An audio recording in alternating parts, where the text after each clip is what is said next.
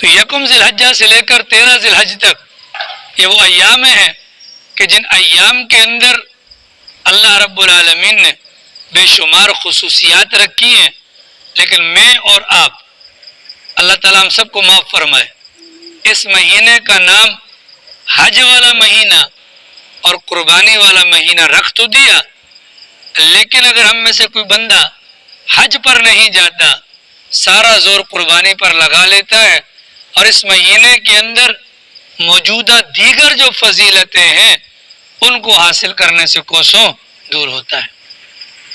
ضرورت اس امر کی ہے کہ جیسے رمضان المبارک کے فضائل کو بیان کرنے کے لیے ماحول گرم کیا جاتا ہے تاکہ رمضان ضائع نہ ہو جائے، اسی طریقے سے عشرہ ذی الحجہ کو بیان کرنے کی ضرورت ہے تاکہ لوگوں کو پتہ چلے یہ بڑے مبارک ایام ہیں۔ چنانچہ رسول اکرم صلی اللہ تعالی علیہ وسلم کی تعلیمات کے اندر ہمیں ملتا ہے، سرکار نے جب ان دنوں کی فضیلت کو بیان کیا کہ آدم کی اولاد کا کوئی بھی نیک عمل، آدم کی اولاد کا کوئی بھی نیک عمل اللہ کے یہاں باقی دنوں کے مقابلے میں ان ایام کے اندر کیے جانے والے عمل سے بڑھ کر نہیں ہے۔ سال کے 360 دن انسان کچھ بھی کرتا رہے، کتنا ہی بڑا نیک کام کیوں نہ کر لے، اس کے مقابلے میں جو نیکی کا کام ان 10 دنوں میں ہوگا اس کا مقام بڑھ جائے گا باقی کے مقابلے میں۔ حضرات صحابہ کرام نے فضیلت کو سنا تو حیران رہ گئے، کیونکہ حضرات صحابہ کرام کی نظر میں سب سے بڑا عمل وہ جہاد والا تھا۔ جہاد کوئی معمولی عمل تو نہیں ہے۔ سرکار دو عالم صلی اللہ علیہ وسلم نے فرمایا، جس بندے نے جہاد نہ کیا اور دل کے اندر جہاد کا جذبہ یا شوق بھی موجود نہیں ہے، وہ منافق ہو کر مرے یا کسی بھی حالت میں مرے، اس کی کوئی پرواہ نہیں۔ اتنا بڑا عمل ہے، صحابہ سن چکے تھے، فوراً صحابہ نے کہا یا رسول اللہ یہ بتلائیں کہ کیا جہاد کا مقابل بھی وہ عمل نہیں ہو سکتا جو ان دنوں کے اندر کیا جائے؟ اللہ کے نبی نے فرمایا نہیں، ان دنوں کے اندر کیے جانے والے عمل کا مقابلہ جہاد سے بھی نہیں کر سکتے، یہ عمل جہاد سے بھی بڑھ کر ہے۔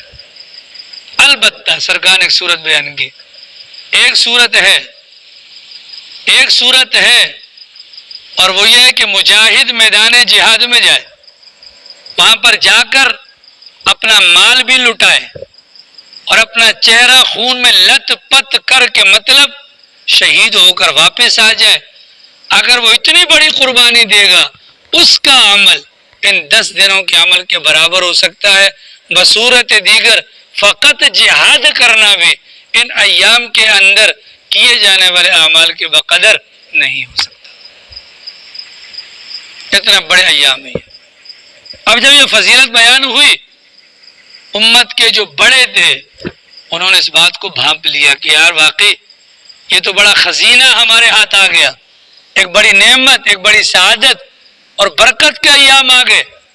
چنانچہ حضرت انس فرماتے ہیں کہ حضرات صحابہ کرام کی جماعت کے اندر ان دنوں کا اتنا بڑا مقام تھا، ہم ان دنوں میں سے ایک ایک دن کو 1000 دن کے برابر سمجھا کرتے تھے،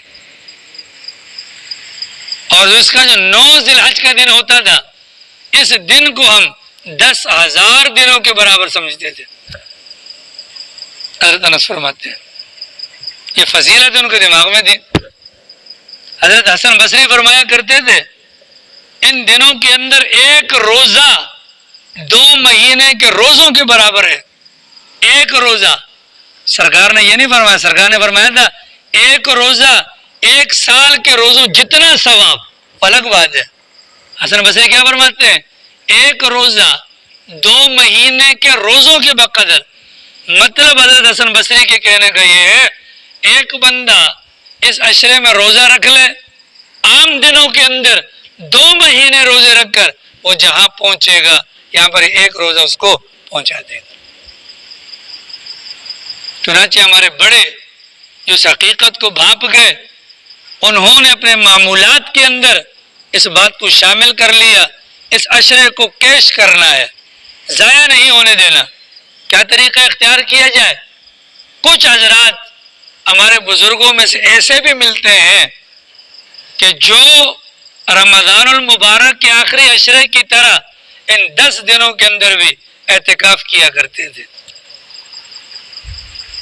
تاکہ فضیلتوں کو پالیں. ظاہر انسان باہر ہوگا، کمی کوتاہی ہوگی، اور انسان اندر ہوگا بہت سارے گناہوں سے بچا ہوگا.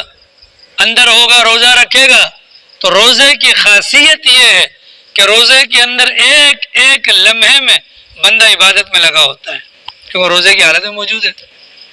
راتوں کے اندر کچھ نہ کچھ عبادت کر لیں گے. ایسا بھی طریقہ کار ہمارے بزرگوں نے اس مہینے کو پانے کے لیے کیا ہے. اب میں اور آپ اپنے حالات پر غور کریں. ہمارے کتنے مسلمان ایسے ہیں جنہیں معلوم ہی کوئی نہیں کہ یہ مبارک عشرہ ہماری جانب متوجہ ہو چکا ہے. جب ہمیں ایک بات کا پتہ نہیں، اس بات کی قدر و قیمت کا اندازہ کیسے ہوگا؟ جب ہمیں ایک بات کا پتہ نہیں، اس کا ادب کیسے کریں گے، احترام کیسے کریں گے، اعمال کیسے کریں گے؟ ہمیں پتہ ہے کہ یار یہ کعبہ ہے، ہمیں پتہ ہے کہ یہ کعبہ ہے، تو ہم اس کا احترام کریں گے. اگر ہماری آنکھوں پر پٹی باندھ کر ہمیں بغیر بتلائے کوئی بندہ یہاں سے جا کر کعبۃ اللہ پہنچا دے اور کعبے کے اوپر سے غلاف کو بھی ہٹا دے، اور ہم میں سے کسی نے کبھی کعبے کو بغیر غلاف کے نہ دیکھا ہو، وہ کعبے کو سامنے سے دیکھے گا تو وہ کعبے کا ادب نہیں کر پائے. اس بیچارے کو پتہ کوئی نہیں، اس بیچارے کو پتہ کوئی نہیں. ضرورت اس بات کی ہے بحیثیت مسلمان اس مہینے کے فضائل کا استحضار کر کے ان ایام کو قیمتی بنایا جائے. ہمارے بڑوں نے فرمایا جب اس مہینے کے روزہ سال کے برابر ہے تو سمجھ لو اس مہینے کے اندر کی جانے والی ہر عبادت کا وزن بڑھ جاتا ہے. روزہ ہے تو وزن بڑھ گیا، نمازیں ہیں تو وزن بڑھ گیا، تلاوت ہے تو وزن بڑھ گیا، توبہ ہے تو وزن بڑھ گیا.